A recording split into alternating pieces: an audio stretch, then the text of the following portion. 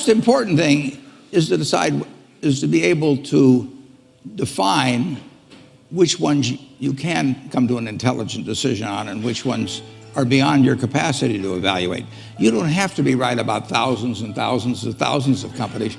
You only have to be right about a couple. I met Bill Gates on July 5th, 1991. We were out in Seattle, and Bill said, "You've got to have a computer." And I said, "Why?" And he said, "Well," he said, "you can do your income tax on it." I said, "I don't have any income. Berkshire doesn't pay a dividend." He said, "Well, you can keep track of your portfolio." And I said, "I only have one stock." I said, and he says, "It's going to change everything." And I said, "Well, will it change whether people chew gum?" And he said, "Well, probably not." And I said, "Well, will it change what kind of gum they chew?" And not. And I said, "Well, then I'll stick to chewing gum and you stick to computers, you know." I don't have to understand all kinds of business. There's all kinds of business I don't understand. But there's thousands of opportunities there. I did understand the Bank of America, you know, and I'll be able. I'm able to do that.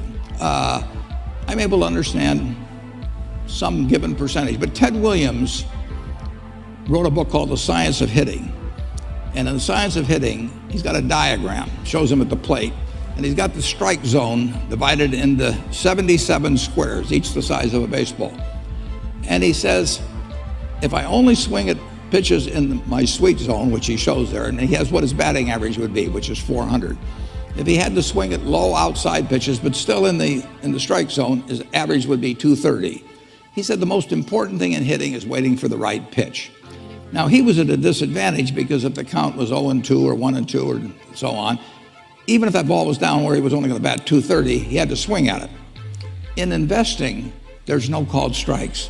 People can throw Microsoft at me and, you know, you name it, any stock, General Motors, and I don't have to swing.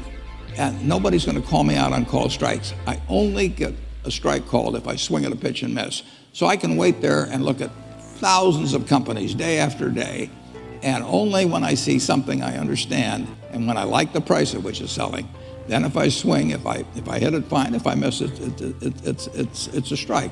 But it's an enormously advantageous game.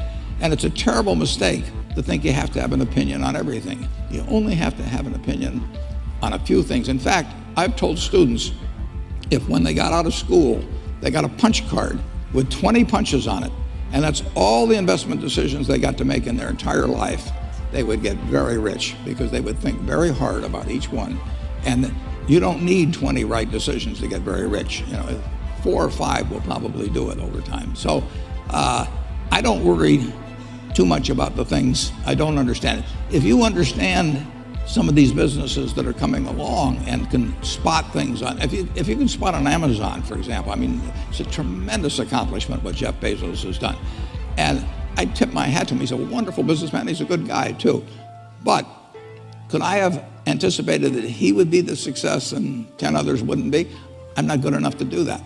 But fortunately, I don't have to. You know, I don't have to form an opinion on Amazon. And I did form an opinion on the Bank of America, and I've formed an opinion on Coca-Cola. I mean, Coca-Cola's been around since 1886. There's 1.8 billion 8-ounce servings of Coca-Cola products sold every day.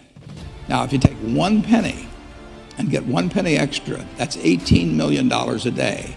And 18 million times 365 is 7 billion, 3 less 730 billion, or $6,570,000,000. So annually, $6,570,000,000 from 1 penny. Do you think Coca-Cola is worth a penny more than, you know, Joe's Cola?